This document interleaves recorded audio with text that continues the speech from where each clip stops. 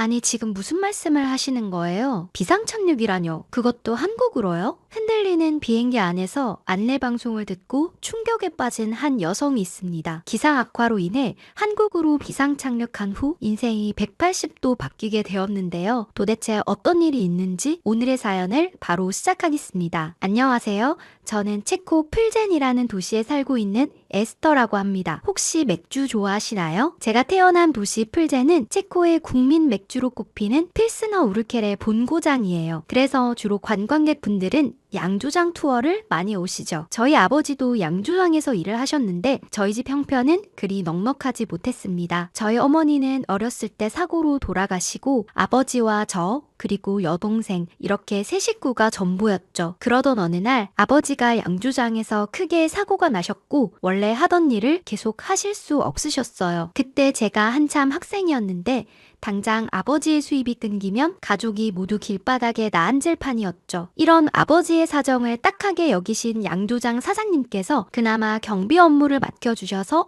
아버지께서는 근근히 일을 하실 순 있었지만 수입은 현저하게 줄었습니다. 그때부터 저는 얼른 돈을 많이 벌어 집에 보탬이 되어야겠다 다짐했고 어떻게 하면 돈을 많이 벌 수 있을까 생각했죠. 근데 제가 그렇게 머리가 좋지 않아서 도대체 어떤 일을 해야 하나 한참 고민하고 있는데 학교 선생님께서 승무원을 추천해 주셨습니다. 선생님께선 제가 다른 건 몰라도 언어에는 재능이 좀 있으니 언어를 배워서 승무원을 해보라고 하셨고 저는 대학에 가자마자 승무원이 되기 위한 준비를 시작했어요. 주중엔 학교를 다니며 언어를 공부했고 주말엔 아르바이트로 학비를 벌었습니다. 몸은 힘들었지만 아픈 아버지와 어린 동생이 있으니 이제 제가 가장이라는 생각에 열심히 준비했습니다. 게다가 같이 승무원을 준비하는 친구 클라라도 있어서 외롭지 않았어요. 그러던 어느 날 승무원 채용 공고가 하나 둘 뜨기 시작했고 클라라와 함께 어딜 가야 하나 고민하고 있었죠. 그런데 클라라는 자긴 이미 정했다며 생각할 것도 없이 중국 항공사로 간다고 했어요. 남자친구가 중국인이었던 클라라는 중국은 앞으로 엄청 부자가 될 거고 아마 승무원 월급도 팍팍 오를 거라며 어차피 외국 항공사 중에 고를 거라면 저도 에어차이나로 가자고 제안했죠. 물론 체코에도 항공사가 있긴 했지만 아무래도 대형 항공사도 아닐 뿐더러 업계 대우가 뛰어난 편이 아니라 외국 항공사를 선택할 예정이긴 했어요. 그래도 아시아는 한 번도 생각해보지 않았는데 머릿속에 물음표가 생겼죠. 제가 계속 고민하니 클라라는 직접 남자친구를 만나서 얘기를 한번 들어보는 게 어떻겠냐고 했고 저는 꼭 그게 아니더라도 친한 친구의 남자친구니 소개를 받는 겸 나가보기로 했습니다. 클라라의 남자친구와 저녁 식사를 하러 약속 장소에 나갔다가 저는 깜짝 놀랐어요. 아시아인들은 다 키가 작은 줄 알았는데 클라라의 남자친구는 꽤 키가 큰 편이었죠. 클라라의 중국인 남자친구는 호탕하게 웃으며 중국에 대한 좋은 얘기를 마구 늘어놓았습니다. 중국 경제가 곧 세계 경제를 이끌 거라고 얘기하며 사실 영국이 유럽연합에 빠지면서 유럽연합도 힘이 많이 약해졌다는 말을 꺼냈어요. 그래서 이제 세계 기축통화는 미국 아니면 중국인데 솔직히 미국 대통령들은 누가 돼도 미국만 중요시하니 뭐가 믿음직스럽겠냐면서 곧 중국 위안화가 대세가 될 거라고 했죠. 그리고 중국은 인구수가 많아 내수시장도 굉장히 잘 되어 있고 어차피 좋은 직장을 구해 인생을 걸어볼 거라면 중국에 한번 베팅해보라고 하더라고요. 절대 후회하지 않을 거라고 하면서요. 저는 늘 승무원 준비에만 매진하고 있었지 세계 경제에 대해선 잘 몰랐는데 그럴듯하게 얘기하는 클라라의 남자친구의 말에 혹했습니다. 중국은 땅도 넓고 인구도 많으니 왠지 앞으로 더 성장할지도 모른다는 생각이 들더라고요. 그렇게 저도 클라라를 따라 에어차이나에 지원하게 되었습니다. 지원 조건에 중국어나 영어를 하면 된다고 적혀 있었지만 중국어를 조금이라도 할 줄 알면 도움이 될까 싶어 지원서를 넣고 면접 시험까지 중국어 공부도 틈틈이 했습니다. 그렇게 클라라와 밤낮 없이 모의 면접을 보고 스터디를 한 끝에 둘 다 에어차이나에 합격할 수 있었어요. 이제 저도 우리 집에 보탬이 될 수 있다는 생각에 정말 기뻤고 아버지께 막내 학비는 걱정하지 말라고 말씀드렸습니다. 아버지께서는 정말 고맙고 미안하다며 멀리 중국까지 가게 돼서 어떡하냐며 저를 안타까워 하셨어요. 그렇게 가족들과 작별 인사를 하고 저와 클라라는 중국으로 떠났습니다. 저희는 중국에서 체류하며 주로 유럽이나 미국 노선을 맡게 되었죠. 클라라는 왠지 더 신나 보였는데 알고 봤더니 봤더니 이제 중국에서 일도 하겠다, 곧 결혼식을 할 예정이라고 했습니다. 소문으로는 그 남자가 엄청난 부자라 클라라가 명품 선물도 많이 받고 늘 자랑하는 글을 SNS에 많이 올렸던데 속으로 약간 부럽기도 했죠. 나는 이제 우리 아빠랑 막내 생계를 책임지기 위해 앞으로도 열심히 일해야 하는데 저렇게 시집가서 살면 걱정은 하나도 없겠구나 생각했습니다. 그래도 저는 제 인생을 열심히 살아내면 되고 클라라는 또 클라라의 삶이 있으니 잠시 우울한 기분은 접어두고 진심으로 클라라를 축하해줬어요. 그런데 중국에 대해 잔뜩 기대하고 왔던 것과 달리 현실은 엉망이었습니다. 분명 클라라의 남자친구는 중국을 정말 선진국에다 무척 인프라가 잘 되어 있다고 했는데 전혀 달랐어요. 가장 불편했던 점은 사용할 수 없는 어플이 너무 많았어요. 인스타그램, 유튜브, 트위터, 페이스북은 물론이고 구글도 접속이 안 되는 거예요. 거의 필수적으로 여겼던 어플들이 죄다 되질 않으니 중국 사람들은 답답하지도 않나 궁금했어요. 정말 폐쇄적인 나라라서 자국에서 만든 어플만 주로 사용하는 게 기형적이라고 느껴졌습니다. VPN을 우회하면 사용할 수 있었지만 그것도 꽤 번거로워서 체코의 가족들과 SNS로 소통하는 게 굉장히 어려웠죠. 굳이 아빠와 동생이 따로 중국 어플을 깔아야 했어요. 게다가 위안화 환전이 정말 힘들었습니다. 여행을 위해 소액 환전하는 건 쉬웠지만 월급을 받아 체코로 보낼 때가 문제였어요. 일단 중국은행에서 달러 인출이나 해외 송금을 하기 위해서는 수수료가 많이 드는 건 기본이고 터무니없이 많은 서류가 필요했습니다. 저희 회사의 서류뿐만 아니라 공공기관의 서류까지 챙겨야 해서 서류 준비에만 일주일이 좋게 걸렸죠. 그게 너무 힘들고 번거로워서 위험하더라도 사설 환전소를 찾게 될 때도 있었습니다. 분명 위안화가 대세가 된다면서 이렇게 위안화 유출을 막기 위해 절차를 복잡하게 해놓다니 클라라의 남자친구가 영 못 믿어올 지경이었습니다. 그런데 사실 여기까지만 해도 다른 나라에 왔으니 어쩔 수 없는 일이라 여겼어요. 제가 감내해야 할 부분이라 생각했죠. 그런데 제가 정말 참기 힘들었던 건 바로 같이 일했던 중국 승무원들이었어요. 보통 승무원들은 서비스 마인드가 매우 뛰어나고 그래도 어느 정도 기본 매너를 갖춘 사람들이라고 생각했어요. 그렇지만 중국 승무원들은 에티켓이라고는 찾아볼 수 없었죠. 어딜 가든 큰 목소리로 말하고 쓰레기를 공공장소에 아무데나 버리기도 했어요. 보통 함께 여행을 하다 보면 해당 국가에 체류하는 경우도 있었는데 세계적인 유적지에서도 천진난만한 표정으로 쓰레기를 버리는 모습에 기함을 했죠. 한 번은 중국인 승무원인 장자님과 스페인 비행 일정을 마치고 스페인에서 같은 호텔방에 배정되어 함께 1박을 했어야 했어요. 잘 모르는 사이였지만 비행 오는 내내 대화를 하고 왔던 터라 관광지도 같이 놀러 갔다 오기로 했죠. 그때 스페인은 펄펄 끓을 정도로 더운 여름이었고 하루 종일 밖에서 관광을 한 저희 둘은 땀범벅이 되었죠. 그런데 글쎄 자닝은 씻기는커녕 아무렇지도 않게 그 옷을 그대로 입고 자는 거예요. 그땐 너무 충격적이어서 뭐라 말이 나오질 않았어요. 어떻게 씻지도 않고 잘 수 있는지 그날 밤엔 정말 찝찝해서 괴롭더라고요. 중국 승무원과 같이 방을 쓸 때마다 이런 일들이 한두 번이 아니었고 계속해서 쌓이다 보니 너무 스트레스가 되었어요. 비행 스케줄이 나올 때마다 예민해졌고 점점 지쳐갔습니다. 그렇지만 힘들게 얻은 일자리였고 아직 집에 생활비도 보내야 하니 막상 그만두더라도 딱 2년만 버티자고 했죠. 너무 쉽게 그만두면 다음 직장을 구할 때 문제가 생길 수 있기 때문이었습니다. 저는 2년 후 저를 위한 보상으로 여행을 한번 가보자고 생각했고 제가 퇴사 기념 여행지로 삼은 곳은 일본이었습니다. 원래 유럽에 살고 있으니 유럽은 애초에 염두에 두지 않았고 근무 중 일본 승객들이 참 좋았습니다. 일본 승객들은 하나같이 깔끔하고 친절했기 때문에 중국과 정반대였죠. 퇴근 후 짬이 날 때마다 일본어를 배우기도 했어요. 일본어를 배우는 시간만큼은 얼른 중국을 떠나 여행할 수 있을 거란 기대에 공부하는 시간이었지만 정말 즐거웠죠. 그렇게 2년만 버티자고 다짐을 했는데 목표했던 퇴사를 딱 3개월 남겨둔 어느 날이었어요. 제가 결정적으로 더 버티지 못하고 중국 항공사를 그만두게 된 사건이 일어난 날이었죠. 그날 비행 전 객실 승무원 브리핑을 하는 시간이었습니다. 그때 저는 스페인에서 악몽이었던 장자닝을 비롯해 중국 승무원들이 굉장히 많았던 비행이라 출근 때부터 예민해져 있었죠. 30분 일찍 도착한 회의실에는 같이 비행 예정인 천천히 먼저 와 있더라고요. 멍하니 회의 시간을 기다리고 있다가 천천은 잠깐 화장실을 다녀온다고 했고 저는 그때 해야 할 일이 번뜩 떠올랐어요. 미리 제자리에서 공지사항과 오늘 탑승객에 대한 전반적인 사항을 확인하고 왔어야 했는데 워낙 예민해진 탓에 매일 하는 일도 깜빡하고 말았죠. 얼른 자리로 돌아가 호다각 유아 승객과 VIP 탑승 여부를 확인하고 스페셜밀 관련된 정보도 파악하고 다시 회의실로 돌아왔습니다. 그런데 천천히 갑자기 제게 내놓으라며 대뜸 화를 냈어요. 저는 뭘 말하는지 몰라 의아했죠. 천천은 자신의 명품 지갑이 없어졌다며 자기가 화장실 간 사이에 가져간 거 아니냐며 저를 추궁했습니다. 저는 방금 자리에서 승객 정보를 확인하고 왔다는 말을 했지만 천천은 믿지 않았어요. 온갖 소리를 치고 짜증을 내며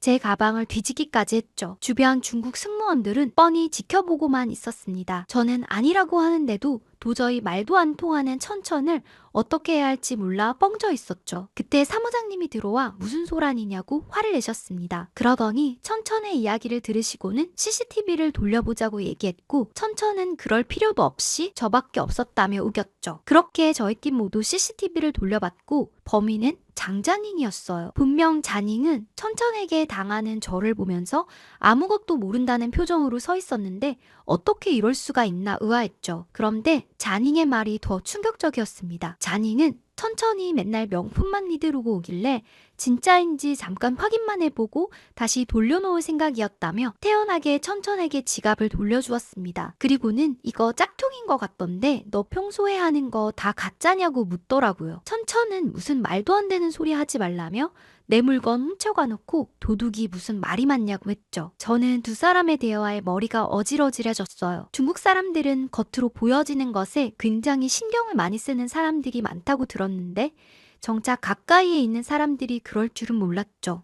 중국 승무원들은 딱 두 부류였어요. 온통 명품으로 도배를 하고 다녀 정작 생활비가 모자라 돈을 빌리러 다니는 절반, 나머지는 머리부터 발끝까지 짝퉁을 하고 다니며 서로를 의심하는 애들이었죠. 천천과 자닝이 딱 그 두 부류의 대표였습니다. 그런데 더 기가 막힌 건 천천이건 자닝이건 제게 일말의 사과도 없었습니다. 중국 사람들은 사과에 참 인색했어요. 잘못하고 미안한 건 그렇게 말을 하면 될 텐데 사과하는 건 지는 거라 생각하는지 입 딱 닫고 모른 척 하더라고요. 저는 이때까지 참아온 것도 괴로웠는데 이번 사건을 겪으면서 중국에 더 있다가는 제가 병이 날지도 모른다고 생각했습니다. 그래서 저는 일본행 항공권을 끊고 퇴사 신청을 했습니다. 드디어 중국을 떠날 수 있다니 속이 시원했죠. 그런데 갑자기 걸려온 한 전화를 받고 저는 급히 뛰어나갈 수밖에 없었어요. 클라라는 제게 울면서 전화를 한 거였죠. 클라라는 너무 서러운지 뭐라 말하는지도 알아듣기 어려웠고 저는 겨우 장소를 물어 바로 가겠다고 하고는 클라라가 있는 곳으로 달려갔습니다. 클라라는 잔뜩 울어서 얼굴이 엉망이었어요. 결혼을 앞둔 새 신부가 무슨 일이 있어 이렇게 서럽게 울고 있는지 의아했죠. 클라라는 겨우 진정해 제게 이야기를 시작했고 저는 믿기 어려웠습니다. 글쎄 클라라의 부자라던 남자친구는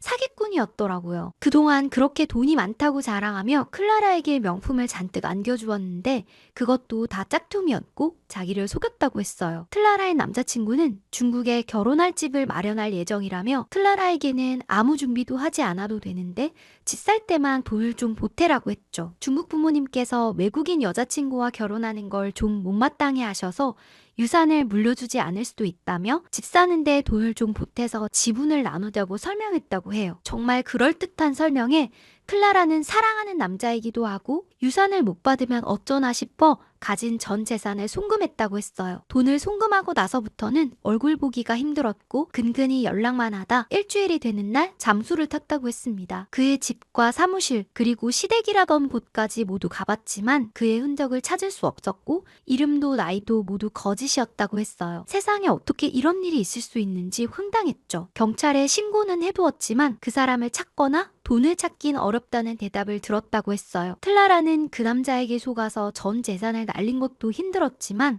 정말 사랑해서 결혼까지 약속했는데 모든 게 거짓말이었다는 것도 믿기 힘들어했습니다. 저는 그날 밤새 클라라를 달래주었죠. 얘가 워낙 충격을 받고 우울해하는 터라 혹시나 잘못된 선택을 할까 걱정까지 되는 거예요. 그래서 저는 클라라에게 퇴사 소식과 일본 여행 소식을 알리고는 잠시 휴가를 내고 같이 여행을 다녀오겠냐고 물었죠. 사실 클라라가 싫다고 해도 무조건 끌고 가야겠다 생각이 들 정도로 상태가 안 좋아 보였어요. 그렇게 퇴사 기념으로 정했던 일본 여행은 클라라의 위로 여행으로 바뀌었죠. 어떻게 보면 저희 둘 다 그 중국 사기꾼에게 속아 중국에 와서는 둘 다 만신창이가 된 거라는 생각이 들기도 했죠. 그치만 차마 클라라 앞에서 그 사람에 대한 얘기를 꺼낼 수 없었기에 여행을 앞두고 무조건 긍정적인 이야기만 했어요. 일본이 얼마나 좋은지, 맛있는 음식이 얼마나 많은지 얘기해주고 여행을 하면서 싹 다 잊으라고 얘기했습니다. 비행기는 늘 일만 하던 곳이었는데 승객이 되어 탑승해보니 참 마음이 편하면서도 그간 열심히 버텨온 제가 짠하기도 했죠. 여행이 끝나고 다시 체코로 돌아가면 아시아 항공사는 절대 쳐다도 보지 말아야겠다 다짐했어요. 그렇게 비행기가 일본으로 향하고 있는데 갑자기 기상 상황이 불안정했죠. 비행기를 타면서도 비가 오길래 좀 걱정하긴 했지만 비가 온다고 다 문제가 있는 건 아니니 별일 없을 거라 생각했습니다. 그런데 난기류로 기체가 심하게 흔들렸고 일본까지 제대로 갈 수 있으려냐 걱정이 들더라고요. 마침 안내방송이 나와 기상 상황 악화로 한국에 비상 착륙을 해야 할 것 같다고 했습니다.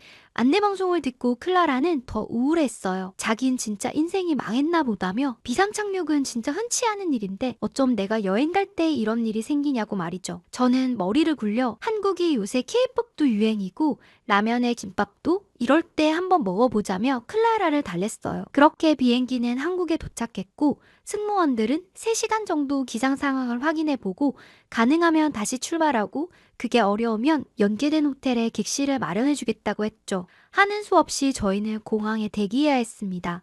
여행은 시작도 못하고 공항에 대기해야 하다니 정말 괴로웠어요. 어디 구석에 쭈그려 앉아서 잠이나 자야겠다 생각했죠. 그런데 저는 사람들의 행동을 보고 깜짝 놀랐습니다. 모두들 휴대폰으로 와이파이를 등록해서 인터넷을 하는 거예요. 저도 승무원이라 여러 공항들을 많이 다니긴 하지만 공항 와이파이는 있으나 마나한 경우가 많거든요. 구색을 갖추느라 다들 와이파이가 있긴 하지만 너무 느려서 속 터지는 경우가 허다한데 한국 공항의 와이파이는 영상을 끊김없이 볼 수 있을 정도로 굉장히 뛰어나더라고요. 클라라도 공항 와이파이에 깜짝 놀랐습니다. 그런데 거기서 끝이 아니었어요. 어떤 한 무리의 사람들이 우르르 무리를 지어 어딘가로 이동했습니다. 클라라와 저도 궁금해서 그 사람들을 따라갔죠. 제가 도착한 곳은 연세구역 근처였는데 거기서 행사를 진행하고 있었어요. 고운 한복을 입은 사람들이 굉장히 많았고 알고 봤더니 하루에 특정 시간마다 이루어지는 이벤트라고 했어요. 저는 한국 전통의상을 보고 감탄할 수밖에 없었습니다. 정말 아름다운 자수에 수려한 실루엣에 감탄밖에 안 나왔어요. 그리고 포토타임도 가질 수 있어서 클라라와 열심히 사진도 찍었습니다. 저희는 한국 공항의 다채로운 이벤트에 놀랐어요. 와이파이처럼 기본 인프라도 잘 갖춰있을 뿐더러 이런 행사까지 하더니 놀랍더라고요. 궁금해서 인천공항 홈페이지에 들어가 봤더니 오늘 저희가 봤던 행사 말고도 국악공연이나 전통문화센터를 구경할 수도 있고 여러 작가들의 작품도 전시되어 있었습니다. 휴대폰을 하지 않고도 엄청나게 즐길 거리가 많아서 클라라와 하나하나 가보기로 했죠. 곳곳에 사진 찍을 곳도 많았는데 이렇게 공항에서 재밌게 시간을 보낸 적은 처음이었습니다. 그러다 배가 출출해졌고 면세점 내에 식당가로 이동했어요. 처음엔 고민 없이 피자나 파스타를 먹을까 하다가 문득 한국의 음식이 궁금해지더라고요. 라면이나 김밥을 먹어보고 싶었는데 그 메뉴가 없어 좀 아쉬웠지만 다른 한식당이 눈에 보여 그 식당에서 밥을 먹기로 했죠. 저는 직원의 추천을 받아 육회비빔밥이라는 걸 주문했고 클라라는 나주곰탕을 주문했습니다. 옆 테이블에 나오는 음식들을 보니 하나같이 먹음직스러워서 한식집에 오길 잘했다는 생각이 들었습니다. 그런데 저는 깜짝 놀라고 말았습니다. 2가지 메인 음식만 시켰는데 사이드 음식이 5가지나 나온 거예요. 그래서 외국인이라 잘 모른다고 혹시 덤태기를 씌우는 건가? 하고 화가 났지만 차분한 목소리로 이건 제가 시킨 게 아니에요 하고 말씀드렸습니다. 그랬더니 직원이 웃으면서 한국 음식은 원래 이렇게 반찬이 나오는 나오는 거라고 하더라고요. 저는 믿을 수가 없어서 아니 이걸 공짜로 준다고요? 하고 되물어볼 수밖에 없었죠. 반찬으로 나오는 음식들도 하나하나 손이 많이 가는 것 같았는데 이게 공짜라니? 한국 사람들은 정말 인심이 좋다고 생각했습니다. 그런데 저는 막상 나온 메인 음식을 보고 솔직히 실망했습니다. 우선 클라라의 나주곰탕은 무슨 우유를 부어놓은 것 같았는데 스프라면 묵직하게 떠지는 거라도 있지 맹물 같은 느낌이었습니다. 그리고 저희 육회 비빔밥은 충격이었어요. 아니 그 위에 있는 육회라는 게 생고기인 줄 상상도 할 수 없었거든요. 한국 사람들은 정말 생고기를 먹는지 좀 거부감이 들었습니다. 저희가 음식에 손도 대지 못하고 머뭇거리자 직원이 친절하게 다가왔습니다. 그러더니 육회 비빔밥의 육회는 굉장히 신선한 고기로만 제작되고 있으며 절대 걱정 안 해도 된다고 했어요. 그리고 원래는 육회를 따로 먹기도 하는데 양념과 함께 먹으면 고소한 맛에 한국 사람들이 굉장히 좋아한다고 했죠. 밥에 비벼 먹으면 거부감이 덜할 테니 한번 비벼서 먹어보라고 했어요. 이미 나온 음식을 잔뜩 뒤섞는 건 제게 꽤나 낯선 일이었지만 직원이 시키는 대로 해보았습니다. 한국 사람들도 이렇게 많이 먹는다니 따를 수밖에 없었죠. 야무지게 온갖 재료들을 비볐지만 그닥 맛있어 보이진 않았어요. 그런데 저는 육회 비빔밥을 한 입 먹고는 깜짝 놀랐죠. 별로 맛없을 것 같던 비빔밥이 정말 고소하고 맛있더라고요. 온갖 맛들이 함께 어우러져 제 입안에서 조화를 이루는 것 같았습니다.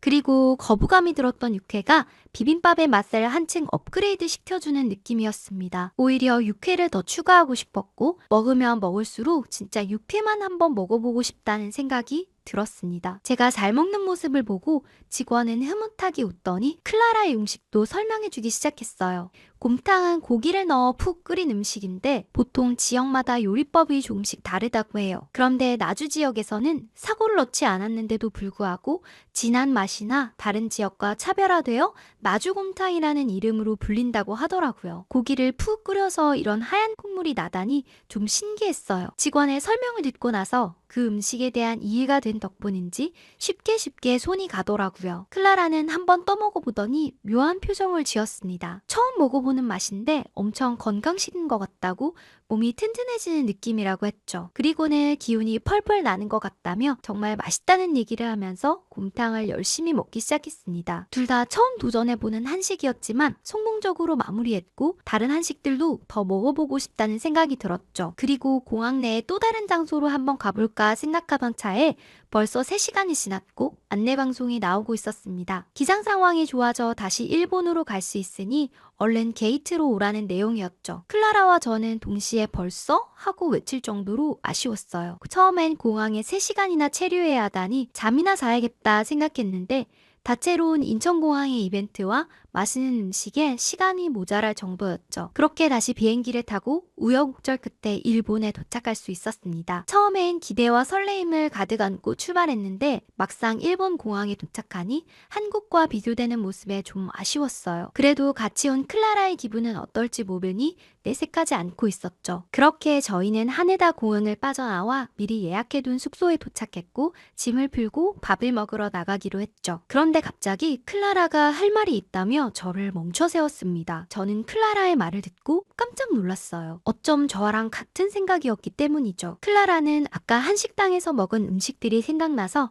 저녁에도 한국 음식을 좀 먹고 싶은데 어떻게 생각하냐고 물었죠. 제가 열심히 찾아왔으니 좀 미안한 마음이 든다고 하면서요. 그런데 저도 클라라와 같은 생각이었기 때문에 나도 다른 음식을 한번 더 먹어보고 싶다고 한식당을 한번 찾아볼까? 하고 제안했죠. 뜻이 맞은 저희는 그제서야 신나서 도쿄에 있는 한식당을 찾기 시작했습니다. 일본까지 와서 느닷없는 한국 식당이라니 좀 웃겼지만 어쨌든 지금 저희가 먹고 싶은 걸 먹는 게 제일 중요한 거 아니겠어요? 저희는 단연간 체류지에서 여행했던 경험으로 구글 리뷰를 전부 뒤져 한국인 리뷰가 가장 많은 도쿄 골목의 한 한식집을 찾았습니다. 리뷰를 보면 사장님이 실제 한국분이신데다가 일본에서 일하는 한국인들이 정말 많이 찾는 집이라고 되어 있었죠. 이미 식사 시간이 좀 지난 터라 가게는 좀 한산했고 저희가 가게에 들어가자 사장님은 좀 당황하신 듯 했습니다. 했습니다. 하긴 체코 여자 2명이 일본에서 한식당을 오는 경우가 거의 없기 때문이었겠죠. 그런데 저희는 막상 뭘 시켜야 할지 몰랐습니다. 고작 먹어본 한식이라고는 낮에 먹었던 육회 비빔밥과 나주곰탕이 전부였거든요. 사장님께 메뉴 추천을 부탁드렸더니 사장님께선 김치찌개와 두루치기가 가장 인기가 많다며 한번 먹어보라고 했습니다. 사장님이 메인 메뉴가 나오기 전 반찬을 주셨는데 이미 공항에서 경험해 보긴 했지만 일본에 있는 한식집에서도 이렇게 반찬을 주다니 좀 신기했습니다. 반찬을 하나 집어 먹어봤는데 공항에서보다 훨씬 맛있어서 놀랐어요. 이게 정말 한국의 손맛인 건가 싶었죠. 얼마 지나지 않아 저희가 시킨 김치찌개와 두루치기가 나왔습니다. 그런데 저는 막상 음식들을 보고 땀이 잔뜩 났죠. 매운 음식은 평소에 잘 겪어보질 않아서 잘 먹을 수 있을까 걱정스러웠어요. 늘 치즈와 달콤한 소스만 곁들여 먹었기 때문에 소문만 듣던 한국의 매운 음식이 두려웠죠. 그러나 앞서 공항에서 육회 비빔밥을 먹었을 때도 걱정과 달리 너무 맛있게 먹었기 때문에 고민 없이 김치찌개를 크게 한 스푼 떠서 먹어보았습니다. 그리고는 두 눈이 번쩍 떠졌죠. 온갖 맛이 조화롭게 이루어지는 국물에다 두툼한 고기 그리고 아삭하게 씹히는 김치가 정말 맛있더라고요. 살짝 맵긴 했지만 충분히 먹을 수 있는 매운맛이었어요. 그리고는 두루치기를 포크로 콕 찍어 먹어봤는데 정말 미친 맛이었어요. 한국 소스는 어쩜 이렇게 맛있을 수가 있죠? 사장님께 두루치기 소스 레시피를 알려달라고 하고 싶었어요. 이 비법 소스만 있다면 온갖 고기도 다 맛있게 먹을 수 있을 것 같더라고요. 이 소스를 체코로 가져가서 식당을 열면 전 아마 금방 부자가 될 것 같다는 생각까지 들었죠. 와, 진짜 말도 안 된다는 말을 내뱉으며 밥 2공기를 뚝딱 해버렸어요. 사장님은 한식을 진짜 좋아하시나 보다며 저희에게 물었고 저희는 솔직히 오늘 점심 때 처음 먹었다고 말씀드렸습니다. 그러자 호탕하게 웃으시곤 이거 말고도 더 맛있는 한식이 참 많다며 많이 드셔보시라고 하더라고요. 그 말을 들은 클라라와 저는 이거보다 더 맛있는 게 있을 수 있냐며 놀라 한국 음식에 대한 궁금증이 생겼습니다. 먹어봤던 건 고작 4가지 메뉴뿐이었지만 제각각 다양한 매력을 가지고 있었고 모두 건강한 레시피를 이용해 소화가 잘 되는 음식이었어요. 그날 저녁 호텔로 돌아온 클라라와 저는 각자 휴대폰으로 한국 음식만 검색하고 있었죠. 유튜버들이 한국 음식 먹방하는 것부터 시작해서 알고리즘을 타고 돌아다니다 저는 어느새 김장하는 법까지 보게 되더라고요. 그러자 번뜩 정신이 들었어요. 이대로 일본에서 한국 음식만 찾으며 아쉬운 여행을 하지 말고 기왕 돈 내고 시간 쓰고 온 거 아예 한국으로 가보기로 했죠. 클라라에게 제안했더니 마치 기다렸다는 듯 좋다고 얘기했습니다. 저희는 내일 가장 빠른 한국행 비행기표를 예매했고 정말 즐거운 마음으로 한국에 다녀왔어요. 사실 여행이라기보단 한국 음식 탐구라는 이름이 어울릴 만큼 다양한 한국 음식을 먹고 왔죠. 한국은 정말 완벽한 나라였어요. 공항에서 느꼈던 최첨단의 인프라와 건강과 맛 모두를 잡은 한국 음식 그리고 친절하고 다정한 한국 사람들까지 제가 생각했던 이상적인 나라가 한국이 아닐까 싶더라고요. 한국 여행을 하면서 저도 모르게